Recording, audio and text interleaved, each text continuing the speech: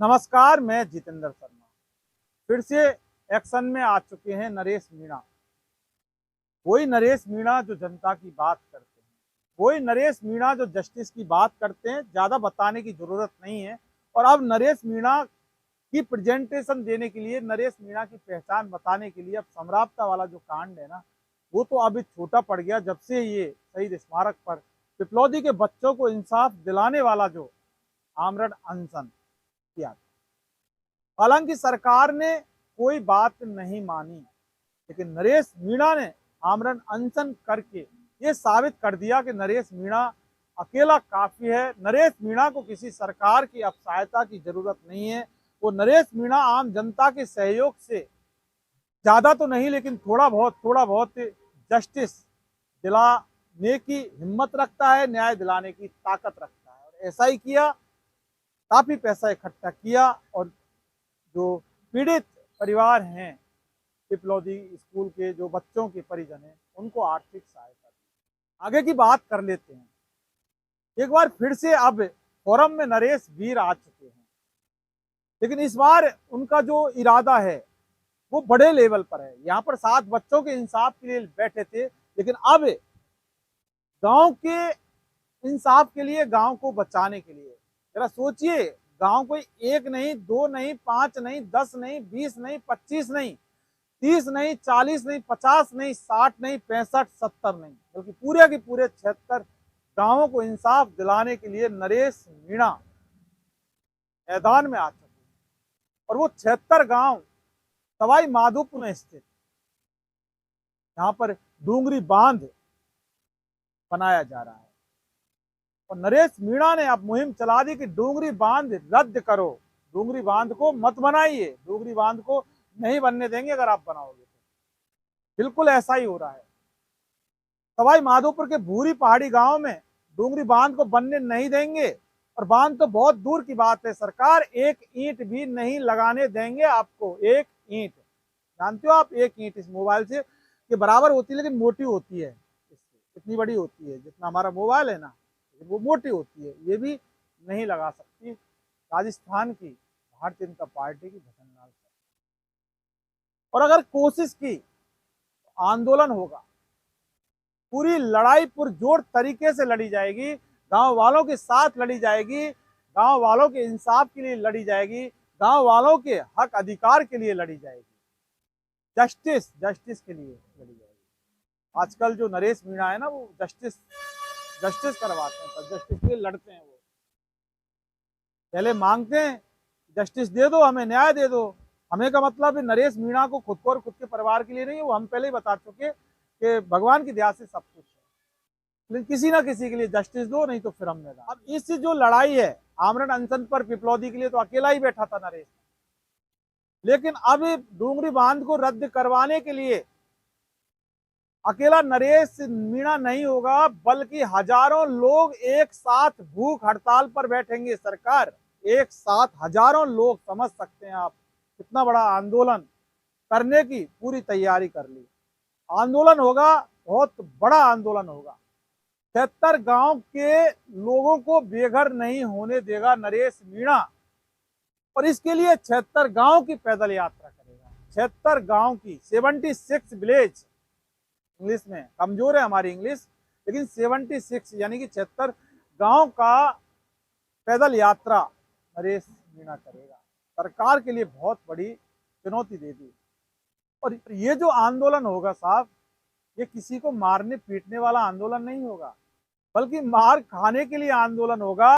मरने के मकसद से, यानी मार खाने के मकसद से और मरने के मकसद से ये आंदोलन होगा। बताइए, ऐसा कभी आंदोलन आपने सुना है?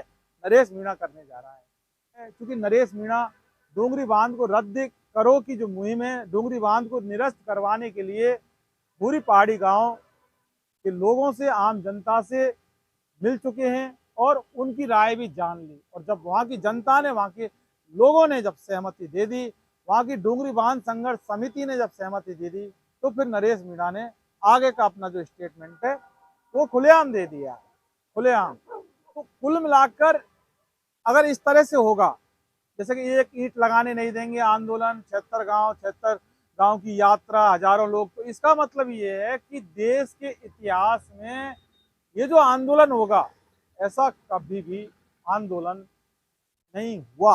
नरेश मीणा ने सीधा इस तरह से कहा है कि ये जो हमारा आंदोलन होगा अब, ऐसा कभी देश के इतिहास में नहीं। देश पूरा भारत देश डूंगरी बांध को निरस्त करवा कर ही दम लेगा नरेश भी, सवाल नहीं है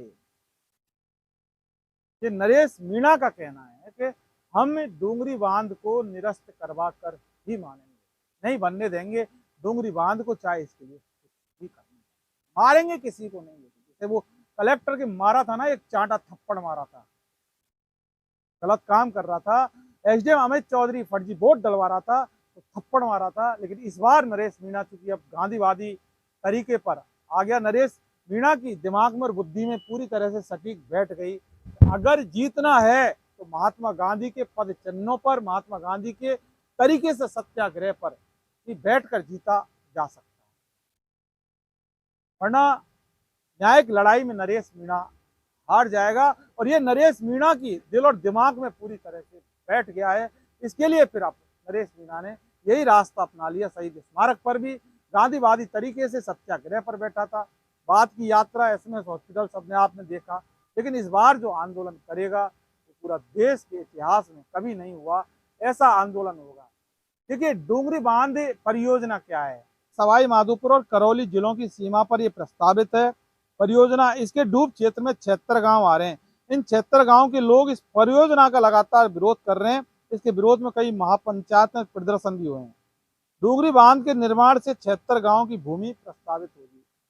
76 गांव की भूमि जब बांध के अंदर चली जाएगी तो जरा सोचिए 76 गांव के कितने सारे लोग हैं वो कहाँ जाएंगे। ऐसे में वहां के जो 76 गांव के लोग नहीं चाहते कि यहाँ बांध बने, क्योंकि बांध बनेगा तो वो बेघर हो जाएंगे, और बेघर होना आज के जमाने में पता है कि बेघर होना किसे कहते हैं। डूंगरी बांध संघर्ष समिति जो लगातार विरोध कर रही है इस चीज का, कि सरकार बांध मत बनाइए, यहाँ पर इस जो परियोजना है इसको मतलब रद्द करो, लेकिन सरकार तो सरकार है, उसकी समझ में ज्यादा जनता की बात नहीं आती।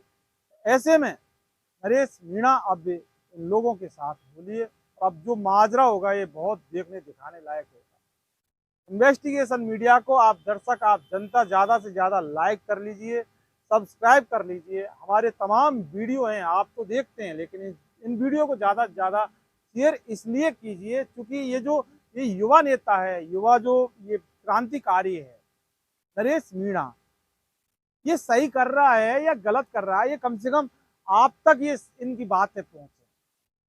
क्योंकि कई लोग बोल देते हैं कि ये गलत कर रहा है नरेश मीणा, सही नहीं है, इसने ऐसा कर दिया ऐसा कर दिया, और जो नरेश मीणा करता है वही हम दिखाते हैं।